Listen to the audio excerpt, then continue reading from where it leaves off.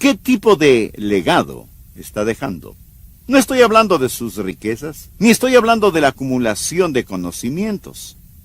¿Cuál va a ser el legado duradero de su hogar? Es una buena pregunta.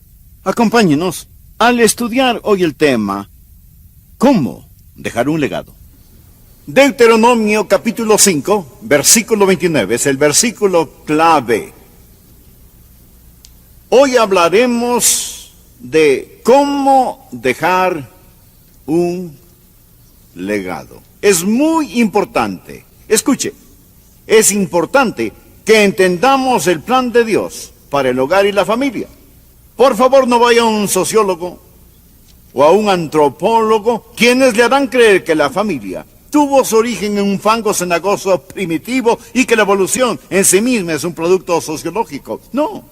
No, la familia fue creada por Dios para satisfacer las más profundas espirituales, físicas, emocionales y sociológicas necesidades que todos nosotros tenemos. Le diré por qué la familia es tan importante.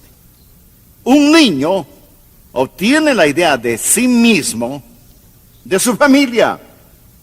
De paso, les contaré que tenemos una nueva bisnieta en nuestra familia. Su nombre es Brianna. Es muy linda, muy inteligente y tan profundamente espiritual. Bren es una niña increíble. Bien, ella está creciendo y lo hace en una forma neutral. Por supuesto, ella tiene una naturaleza pecaminosa, pero ella no sabe quién es. Depende de sus padres, de sus abuelos, del hogar, del medio ambiente, de la gente que a su alrededor está, para que pueda tener un concepto de quién es y cuál es su valor. Un niño que crece, por ejemplo, si un niño crece en un hogar donde no hay límites de disciplina, entonces él pensará que él mismo es la ley.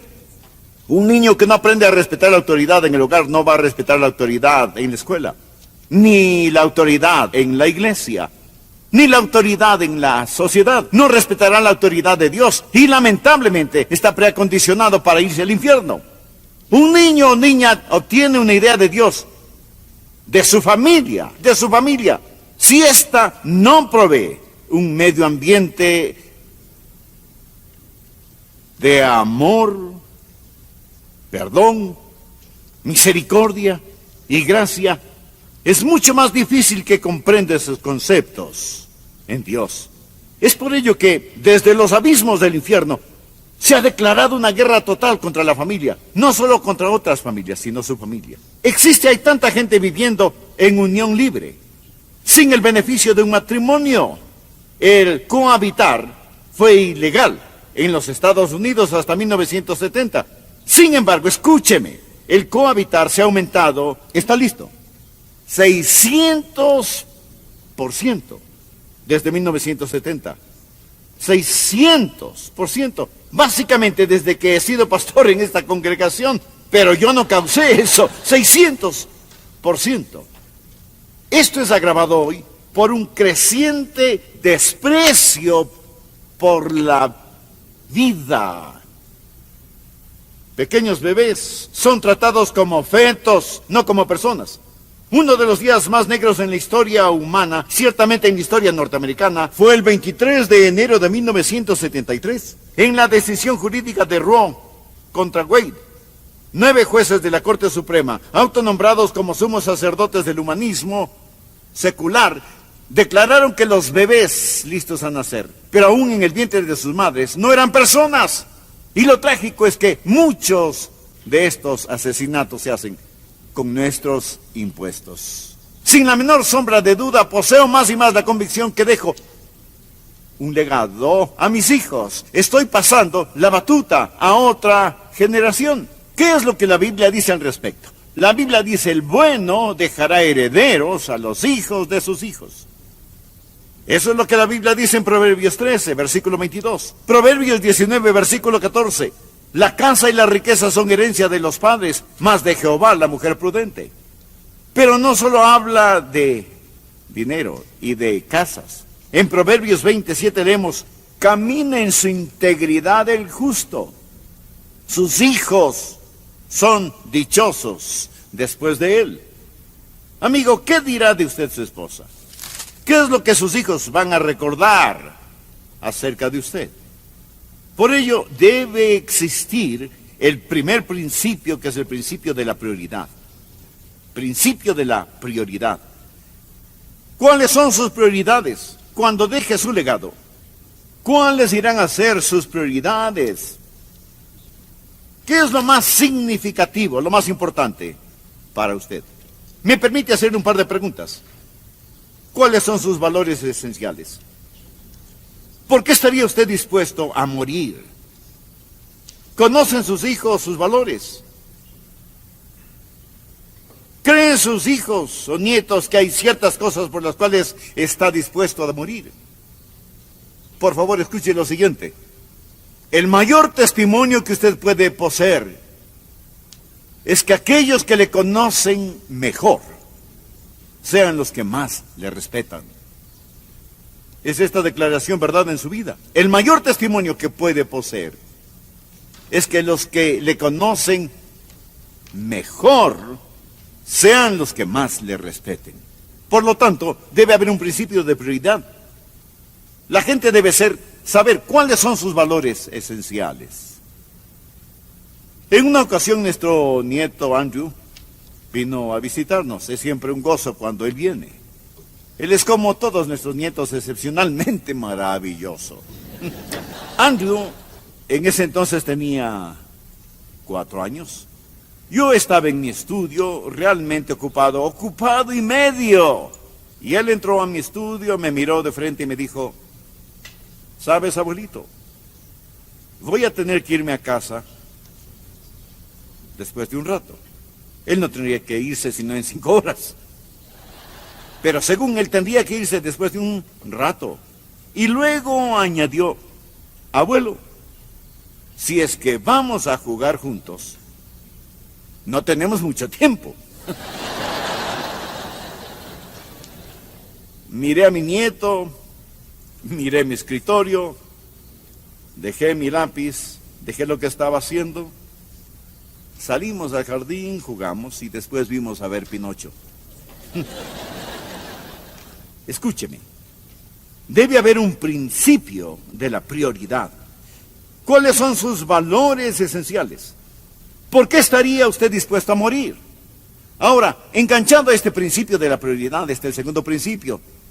Es el principio del propósito. Del propósito. Verá, si usted tiene una prioridad y no la acopla a su vida con un propósito, su prioridad verdaderamente no contará para nada. Deuteronomio capítulo 6, versículo 1 dice: estos pues son los mandamientos, estatutos y decretos que Jehová, vuestro Dios, mandó que os enseñase, para que los pongáis por obra en la tierra a la cual pasáis vosotros para tomarla. En este tiempo particular en las Escrituras, el pueblo de Israel se dirigía hacia la tierra de Canaán, y esta es la palabra de Dios para ellos.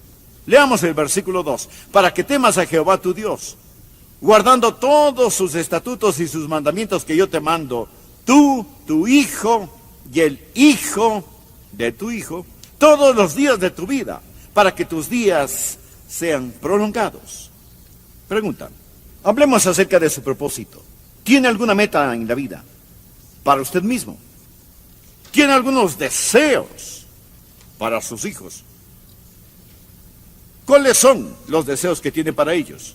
Usted dice: bueno, yo oro por mis hijos, pero ¿por qué ora por sus hijos? ¿Ora por la salud de ellos? ¿Ora por el bienestar de ellos? ¿Ora para que ellos sean famosos y puedan tener una vida fácil?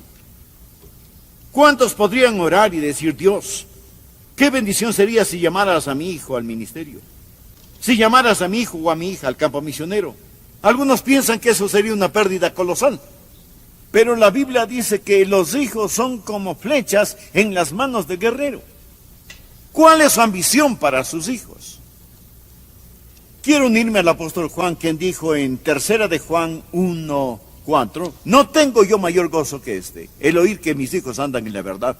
Se lo he dicho al Señor muchas veces: no me interesa demasiado si mis hijos son ricos y exitosos, solo quiero que te conozcan y te amen. Mi esposa y yo tenemos metas para nosotros. Tenemos deseos para nuestros hijos. Nunca fije metas para sus hijos. Nunca. Nunca fije metas para otros. Porque usted no puede controlarlos. se frustrará. Tiene metas para usted mismo y deseos para otras personas. Yo deseo hijos piadosos. Yo seré un padre piadoso. Puedo hacer eso. No tengo que depender de nadie más. Por la gracia de Dios puedo ser un padre piadoso. Tengo metas para mí mismo, tengo deseos para mis hijos. Hay un principio de propósito. Oh Dios, que mis hijos puedan conocerte y amarte. Esta es mi meta, mi deseo. Si llegan a tener riquezas y buena salud, bien. Si pueden ser felices, bien. Si son famosos, bien. Pero, oh Señor, yo deseo que ellos te conozcan y te amen. Lo deseo con todo mi corazón. Veamos el tercer principio. Hablamos de cómo dejar un legado. Y el siguiente es el principio de persuasión. Principio de persuasión porque debe persuadir a sus hijos si es que va a dejar un legado. Deuteronomio 6:6 dice, y estas palabras que yo te mando hoy estarán sobre tu corazón y las repetirás a tus hijos y hablarás de ellas estando en tu casa y andando por el camino y al acostarte y cuando te levantes, y las atarás como una señal en tu mano y estarán como frontales entre tus ojos y las escribirás en los postes de tu casa y en tus puertas. Verá, usted comienza enseñando a sus hijos, aún antes de que nazcan. Usted los entrega al Señor y le dice, oh Dios, quiero que uses a mis hijos. Eso es persuasión. Usted tiene que hacer esto dependiendo del Espíritu Santo. Déjeme leer algo que un padre escribió. Lo he copiado textualmente porque no quiero que pierdan ninguna palabra. Hablamos de persuasión. ¿Y por qué usted necesita orar? ¿Y por qué usted necesita del Espíritu Santo? Un padre escribió, te di la vida, pero no puedo vivirla por ti. Te puedo enseñar cosas, pero no puedo hacer que las aprendas. Puedo darte direcciones, pero no puedo estar ahí para guiarte. Puedo compartir metas sublimes, pero no alcanzarlas por ti. Puedo enseñarte de la bondad, pero no puedo forzarte a ser amable. Puedo advertirte del pecado, pero no puedo hacerte un ente moral. Puedo amarte como hijo, pero no te puedo poner en la familia de Dios. Puedo orar por ti, pero no puedo hacer que camines con Dios y enseñarte acerca de Jesús, pero no puedo hacer que Él sea tu Señor. Puedo decirte cómo vivir, pero no puedo darte la vida eterna. Todo esto son tus opciones. Por eso dije que debe tener deseos para sus hijos y tener metas para usted mismo. Sus metas son todas las cosas que ese padre dijo que quería hacer. Pero hay un principio de persuasión. Es lo mismo que predicar. Antes de venir a predicar, me recuerdo a mí mismo y se lo digo al Señor, oh Dios, dependo de ti para que lo que yo diga sea verdad. Pero tú, Señor, tendrás que enseñar a las personas. Tú tendrás que abrir sus corazones. Y eso es verdad con cualquier mensaje que escuche. Si el mensaje es de Dios, usted no está tratando conmigo, está tratando con Dios. Si el mensaje no es de Dios, ¿qué es lo que estoy haciendo aquí predicando? Bien, continuamos con el siguiente punto. Existe el principio de persistencia. Leamos Deuteronomio 6, el versículo 7. Y las repetirás a tus hijos. Y hablarás de ellas estando en tu casa, y andando por el camino, y al acostarte, y cuando te levantes. Día tras día, al empezar el día y al terminar el día. De semana en semana, año tras año.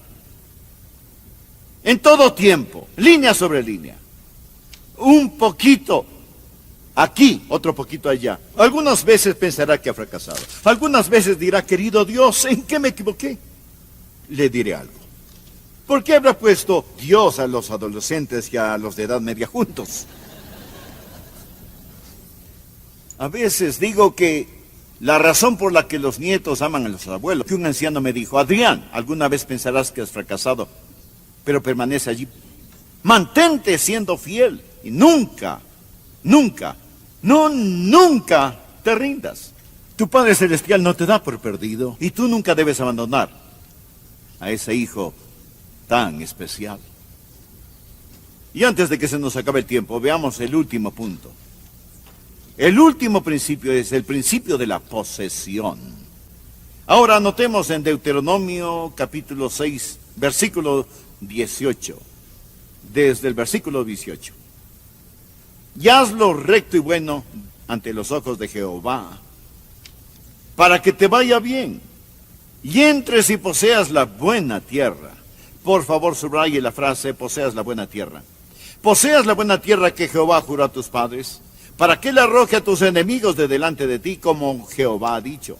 Mañana cuando te preguntare tu hijo diciendo, ¿qué significan los testimonios y estatutos y decretos que Jehová nuestro Dios os mandó?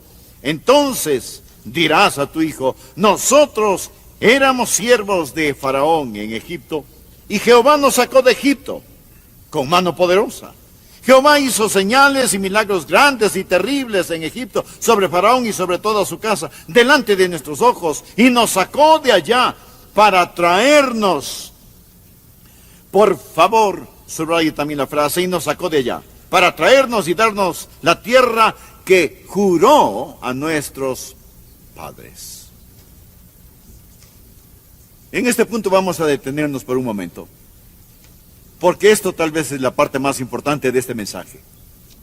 Hablamos de cómo dejar un legado y del principio de posesión.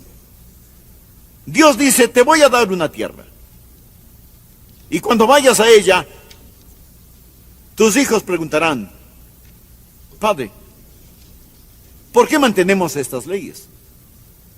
¿Por qué mantenemos estas ordenanzas? De lo que está hablando aquí primordialmente es acerca de la Pascua. Usted puede leer esta historia en Éxodo capítulos 12 y 13. Dios sacó al pueblo de Israel fuera de la tierra de Egipto, la cual representa el mundo, la carne y el demonio. Él guió por el desierto a la tierra de Canaán. La Biblia dice que todo esto les sucedió a ellos para que sean ejemplo para nosotros. Esto es una historia. Es historia verídica, pero es algo más que historia. Es una de las más profundas lecciones espirituales que debemos aprender. Por ejemplo, el Cordero Pascual, ¿qué representa? Representa a Jesucristo, nuestra Pascua, sacrificado por nosotros. Así que cuando ellos pusieron la sangre del Cordero en los postes de las puertas de las casas, cuando comieron el Cordero asado, cuando salieron de fuera de Egipto, los esclavos fueron liberados. Este fue un cuadro de la redención por medio de la sangre, pero tuvieron que cruzar el desierto. Permítame preguntarle, usted verá que esto sucede muchas veces, como pastor lo he visto que sucede muy a menudo. ¿Cómo es que el diablo atrapa a los hijos de nuestras mejores familias?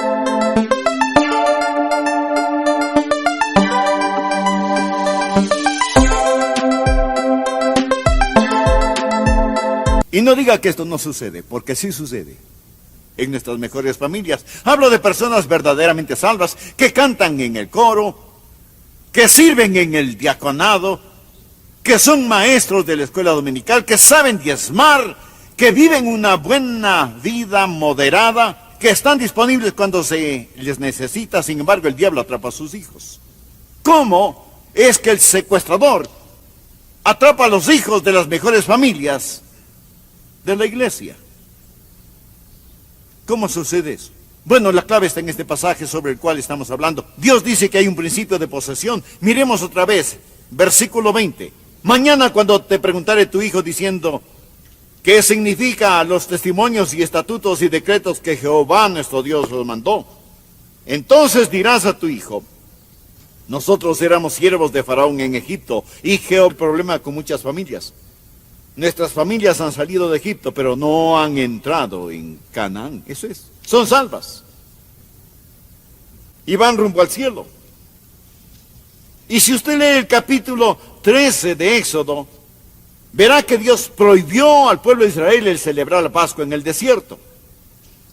Ellos debían celebrar la Pascua en la tierra de Canaán. Dios los sacó, no para que permanecieran en el desierto, sino para traerlos a la tierra prometida.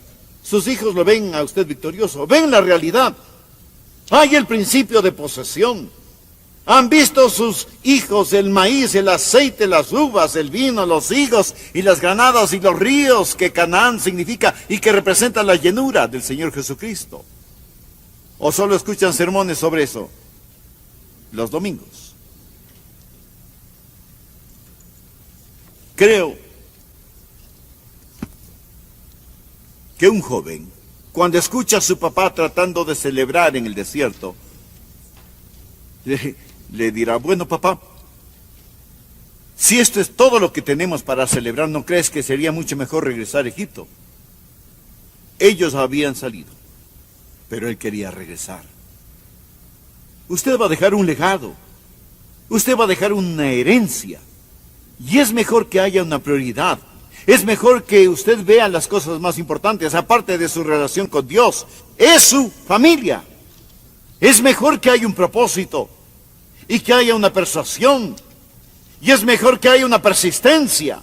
Escúcheme, apreciado amigo, es mejor que haya posesión. Dios lo sacó de su esclavitud, de su pena y oscuridad, a la gloriosa tierra de abundancia y de la luz. Lo mejor que podemos hacer como padres de familia que somos salvos es orar. Decir: oh Dios, enséñame cómo caminar en victoria. Sácame de este desierto. Quiero tener la llenura de tu espíritu, viviendo victoriosamente. Uno de estos días, mis hijos estarán ante mi ataúd.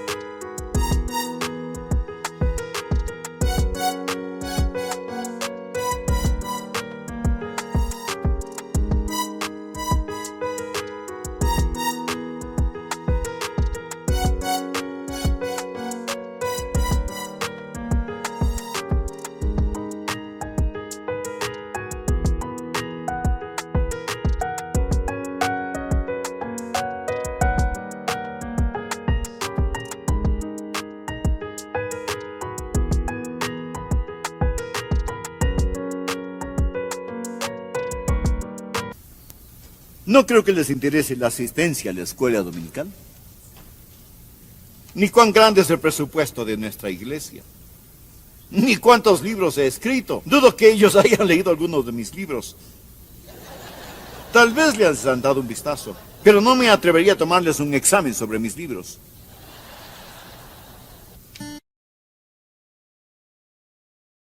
Pero sí deseo